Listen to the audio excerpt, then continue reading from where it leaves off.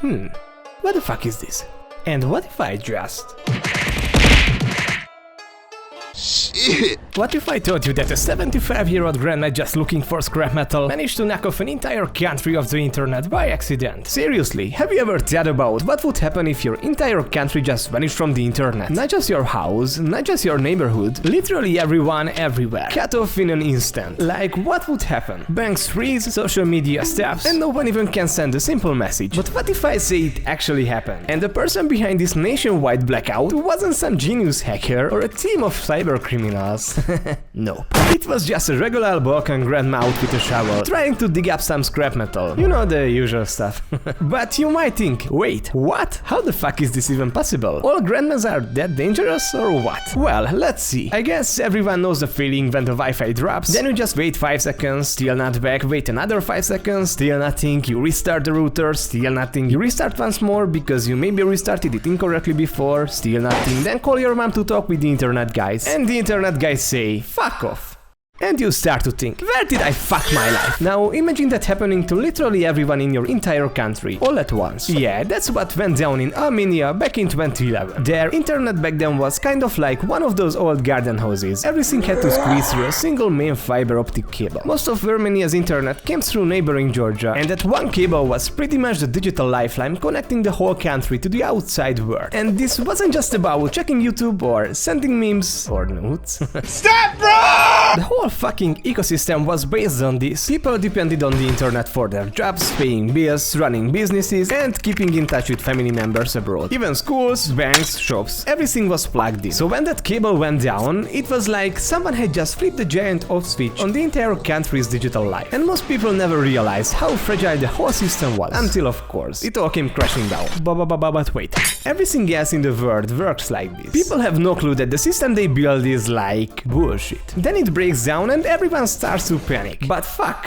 Why? Be a bit proactive, please. Just a little bit, yo? Anyways, so let's see who is the mastermind behind all this chaos that happened in Armenia. Was it some kind of hacker group? No. Maybe some evil tech genius? No. Your neighbor? Probably not. It was a 75-year-old grandma named Ayastan Shakaryan, living in a tiny village just across the border in Georgia. She is out on an ordinary afternoon, shovel in hand, shovel in hand, searching for scrap copper, like a lot of people did to make a bit of extra cash. Bro, if only she'd realized Bitcoin was a thing, she probably wouldn't have ended up taking down the whole country's internet. I guess. But she didn't. Instead she mined copper. There was nothing suspicious about her. No villain music.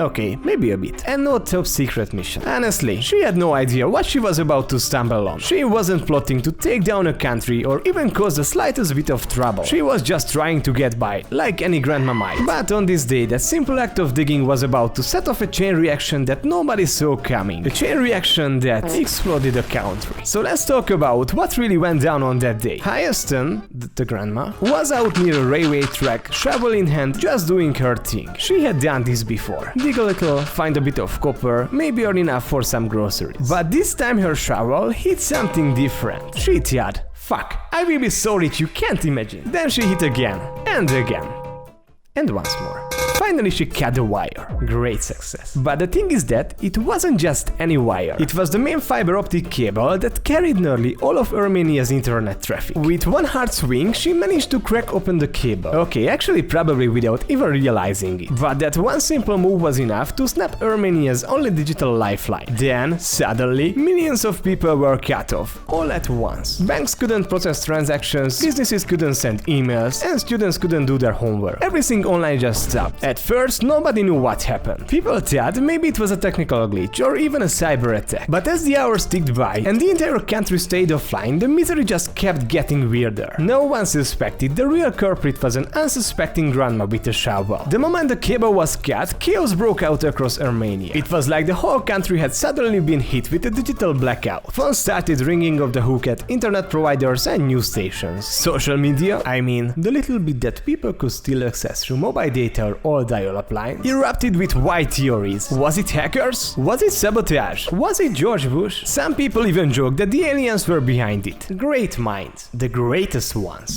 And this blackout didn't just last for a couple of minutes. Armenia was offline for almost 12 hours straight. For a lot of folks, it felt like being sent back in time. No online shopping, no streaming, not even a simple search for what do I do when there is no internet. Maybe that's why it took like 12 hours to fix. I don't know. Meanwhile on the streets, you could sense the growing panic. Business owners worried about losing money. Parents wondered how to keep their kids entertained without YouTube. And everywhere, people were asking the same question. What the actual fuck really happened? With the whole country in the dark, internet providers and government officials scrambled to figure out what went wrong. Teams of engineers were sent out tracing the length of the cable all the way from Armenia to Georgia. They had no clue what they were looking for. A technical fault, maybe some damage from bad weather, or who knows, actual sabotage. But after hours of searching, they finally found the problem. A freshly dug up patch of earth near a railway outside a small Georgian village. There, sticking out of the mud, was a thick fiber-optic cable, completely sliced through. The repair crew jumped into action, working through the night to patch the line and get Armenia reconnected. They replaced the damaged section, tested the connections, and slowly the internet started coming back to life, one city at a time. And as for the cause, that was still a mystery. Until someone noticed the telltale signs of a recent dig. When they pieced together what happened, it led them right to our unsuspecting grandma. Still just as surprised as everyone else that her little bit of digging had set off a nationwide crisis. And once the news got out, it spread faster than any meme. At first, Armenians were confused, then amused. Wait, an old lady with a shovel took down the whole country's internet. It almost sounded like a joke, but as it sank in, people started sharing the story everywhere. News outlets around the globe picked it up, and headlines like "Grandma accidentally breaks internet for an entire country" were suddenly everywhere. On social media, the whole thing became an instant legend. People joked about supervillain grandmas and wondered if she had just been looking for buried treasure. Someone even started calling her the Terminator, but with a shovel instead of sunglasses. And despite the chaos, most people didn't get mad at her. The authorities in Georgia did bring her in for questioning, but she was released pretty quickly. After all, it was an honest mistake. She wasn't trying to bring down Armenia, she was just looking for some scrap metal to sell. The story even kicked off a bigger conversation about how fragile internet infrastructure can be, and made just about everyone laugh once the dust settled. But Armenia's not alone. Lots of countries, especially smaller ones, still rely on just one or two main lines to stay connected to the world. There are even stories from other places, like that time sharks beat through undersea internet cables off the coast of Africa, or when a ship's anchor accidentally dragged the line and cut off service for millions. And despite all our technology, it only takes one little mistake, one animal, or even just one determined grandma to cause a massive blackout. And if you want to hear about more wild stories like this, trust me, the next one is just as crazy as this was.